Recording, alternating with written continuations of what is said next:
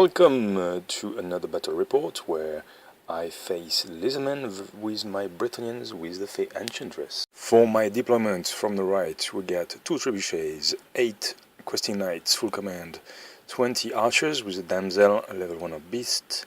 We've got 9 knight errant with the Fay Enchantress and a paladin with heroic healing blow. We then have 9 knights of the realm with a BSB and a damsel level 1 of life. On the left of the knight of the realm unit you get 3 Pegasus knights. I forgot to do the vanguard and I'm really annoyed by that. Then on the extreme left there you've got a unit of 5 knight errant. For magic the Fay gets all the spells of heaven randomly from the right with the Chalice. From life she gets Awakening of the Woods, Flesh to Stone, Shield of Thorns and Regrowth. The level 1 of life gets Regrowth as well, it's not ideal. I think I'm gonna change and put her back to Beast, that'll be useful. And my level 1 of Beast on foot gets Whistle Walfond. The boots on feet have from left hand side 6 Croxyros, 5 Cold One Riders full command, a unit of 20 Saurus Warriors with spears full command. Behind them on the card there is a Skin Priest, I think level 1 or 2 of Beast. In front of the Saurus Warriors there is a unit of 10 Skink Skirmishers with Javelins. On the right of the Saurus Warriors is a unit of 10 Temple Guards full command with a Slan in it. There is then another unit of 20 Saurus Warriors with hand weapon and shields. Then next to them is a King Priest there on the table's edge. I think another level 2 or level 2 of heaven I think he is. They have 10 King Skirmishers at the bottom of the hill, and behind them on top of the hill is a Steganon with a bolt thrower. Both King Priests are level 1 of heaven. The first one has Uranon Thunderbolt and the second one gets the Comet. The Slan is the Lore Master of High Magic, so he's got all the spells.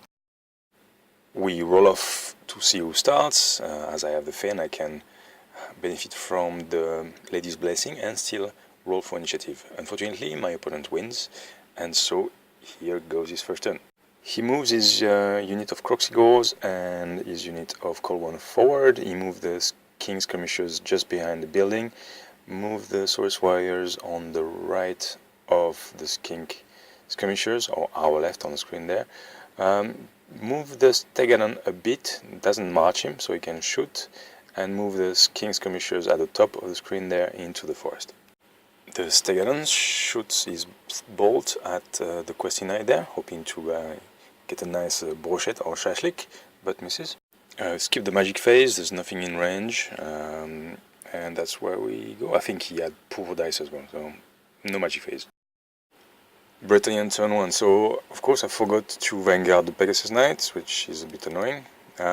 However, I decided to charge the 5 Knight Errant into the Cold One Riders. You never know, I have initiative. I have a lot of attacks on the charge. I then proceed to move the Pegasus Knights in a way that would entice him potentially to charge them and offer the flank to my lances. I then move my lances forward a bit and move the questing knights, or reform the questing knights so they're only 2 ranks deep, in case the Steganon gets a hit, could only wound 2.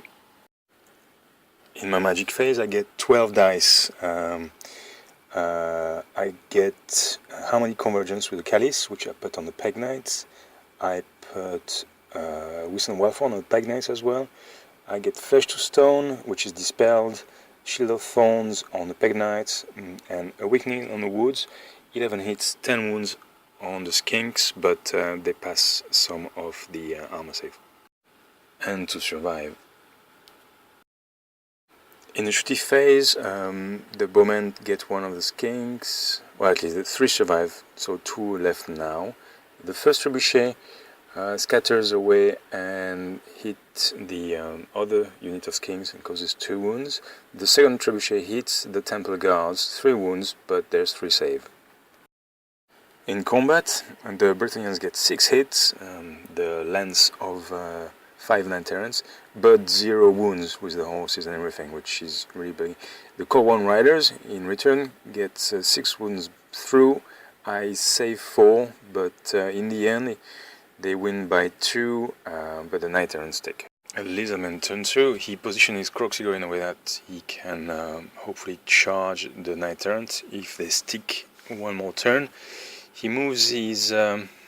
or he shifts his unit of sorcery, as you see on the screen there, to face anything that comes by the other side of the building.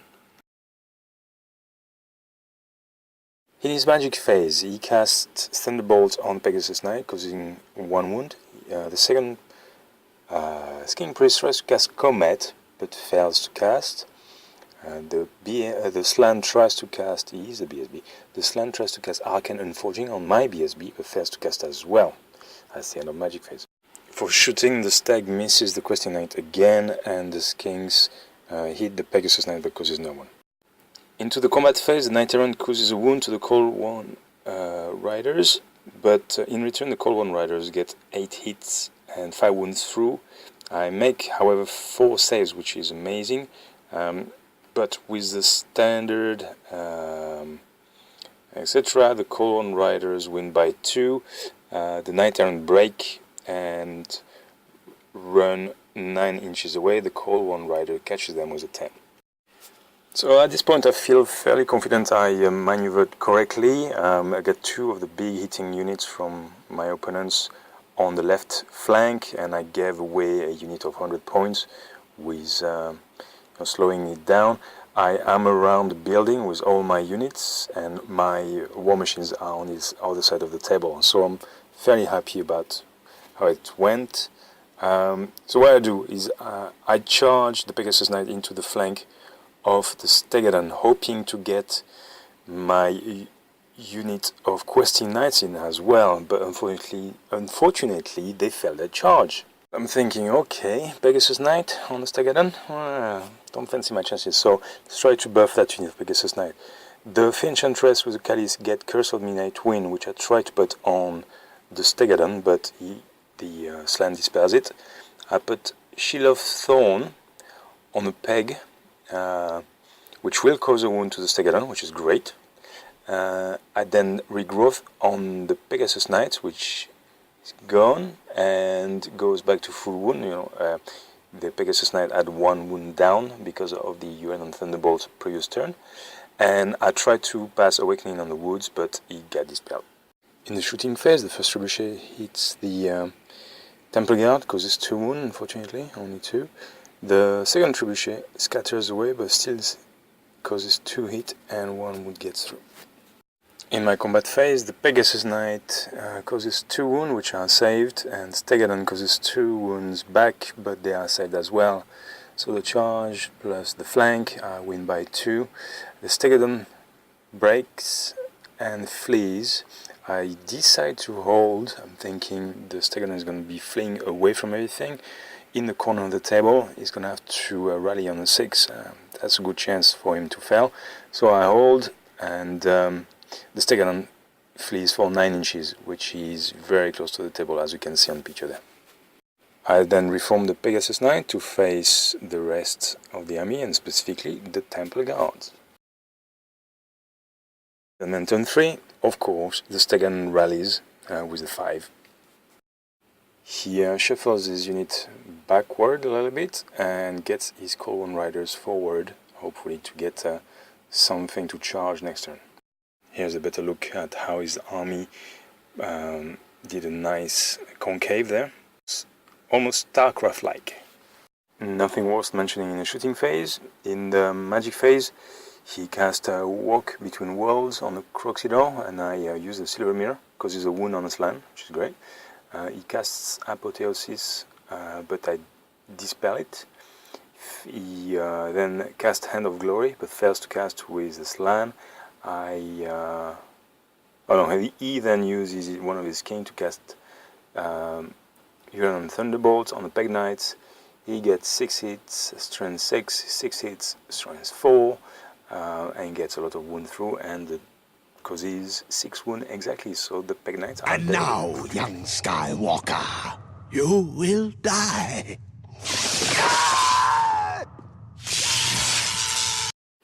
Turn 3 for Bretonnia. The Knight Errant crossover with the Fay and charge the unit of 20 Source Warriors. The Knight of the Realm go the long distance and charge the second unit of 20 Source Warriors.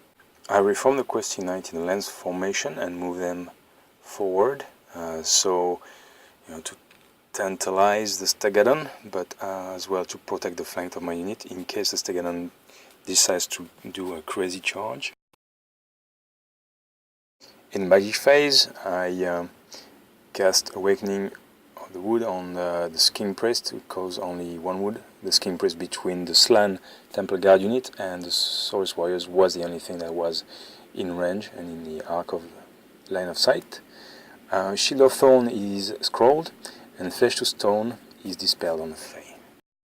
In the shooting phase, the first trebuchet misses the Stegadon, the second trebuchet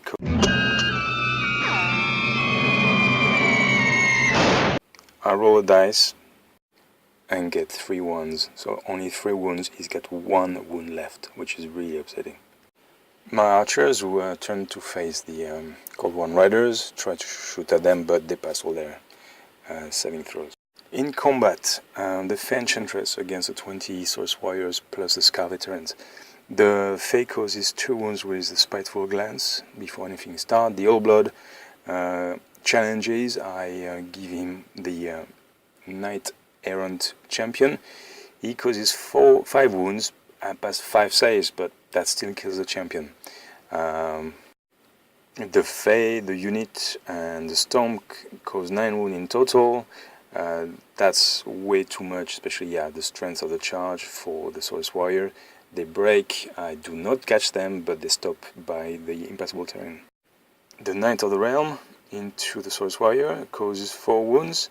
The Source Warrior hit the BSB, caused no wound, and then the rest of the Source Warrior hit the Knight of the Realm, 1 wound, but the Knight of the Realm will buy 4 and stand. The Source Warrior break, even though they had they failed their reroll with the BSB, and they were so close to the table edge that they are off the table.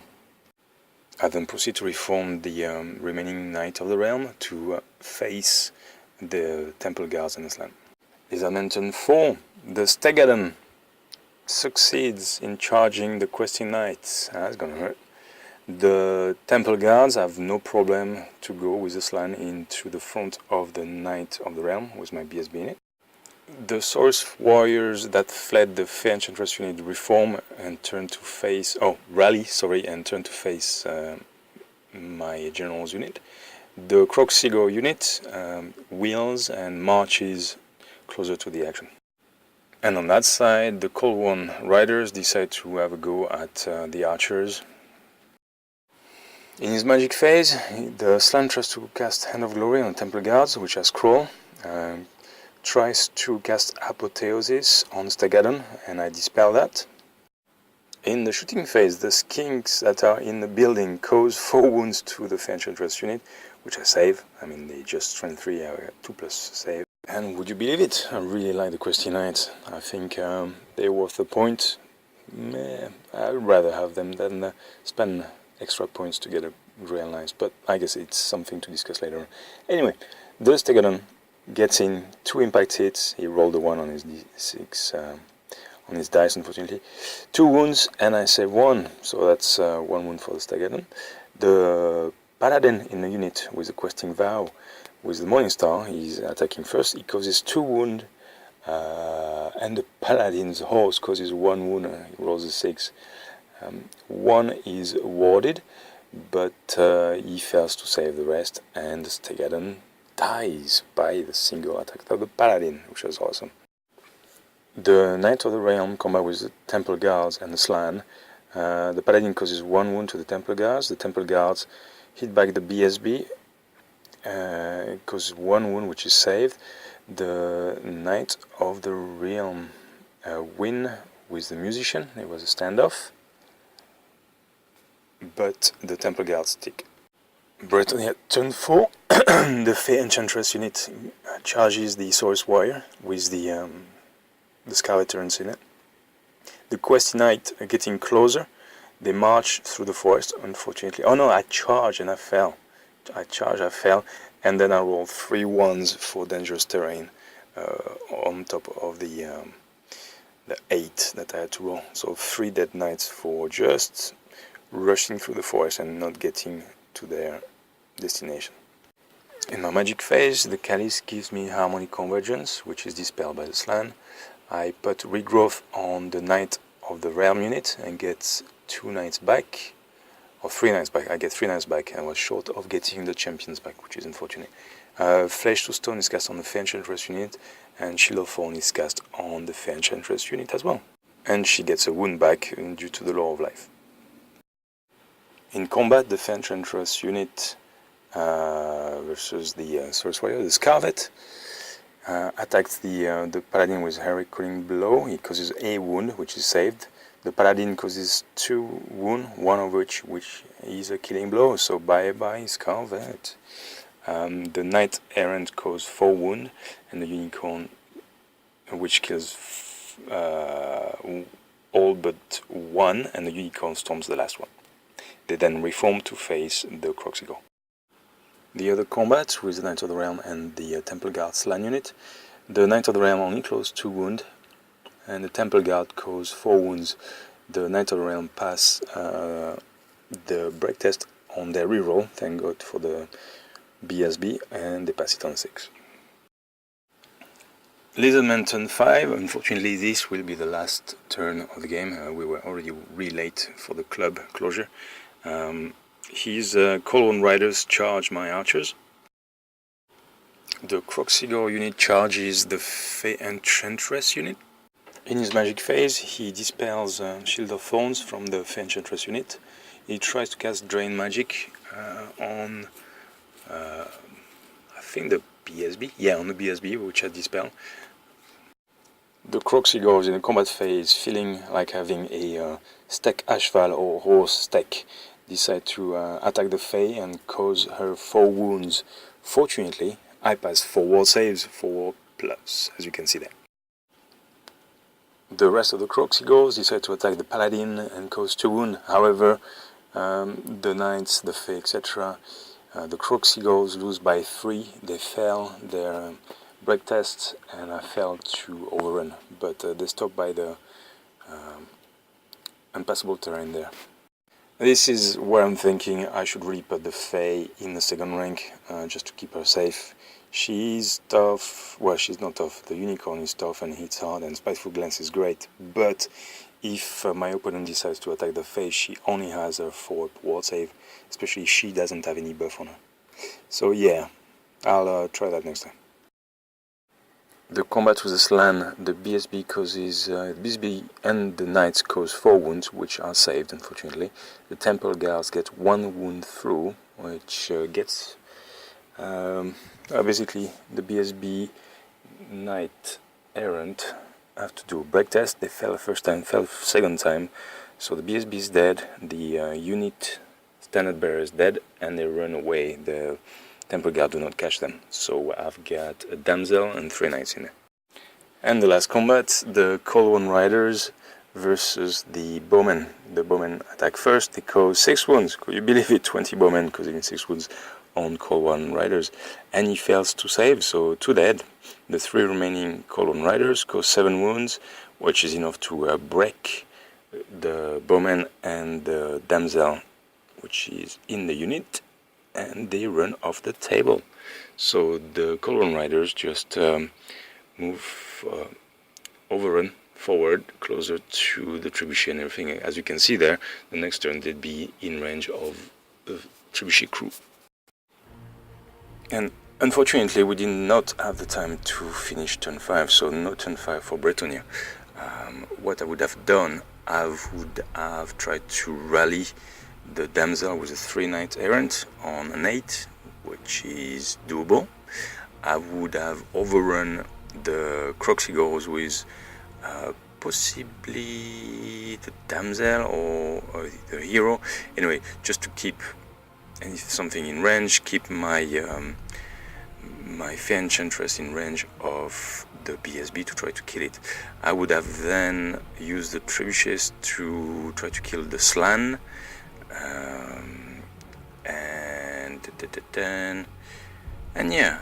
charge or charge the slan with the questing knights, running doing a regrowth on them to get back 2 or 3 or more of the knights in that unit. So, counting everything at the look, as we stand, without me playing my 5th turn. So counting the banners, so far, I scored 1,100 points, exactly, and the Lizardmen, with the banner from the archers, not counting the Knight Errants, got 885. Assuming that I do not fail a 1-inch charge with either my damsel or the Knight Errant, I would get 300 points from the Croc-Seagulls. And then, should I break the slan and his unit, is worth 475 plus 100 for the BSB and 25, so we're talking at 700 points, which is pretty high. On the other side of the balance, should we go into turn 6, then let's say my unit of Knight of the Realm with the Damsel do not rally, he would get 406 points. He could then charge charge one of my trebuchet for 90 points. So all in all, I think it's a Bretonnia victory, but as you can see, it's very close at the top of turn 5. Great game, really enjoyed it. It was very interesting. I dominated the magic phase, which is quite fit against a slan with the channeling staff and the 3 dice to channel. The Fay Enchantress is just a beast, she's awesome. But again, as I said before, I will put her in a 2nd rank on my next battle also and see how she fares. I will not get Spiteful Glance for sure, but she will not be in danger of being hit or slayed. I think I've been very fortunate to pass 4 ward saves against the Croc-Seagulls. He needed 3 to kill me, but still, nonetheless, it could be really nasty if she could be sniped, basically. So to protect her as much as possible, because she's quite the piece on my my table. There you go. Hope you enjoyed. As usual, leave any comment if you have any. Thank you.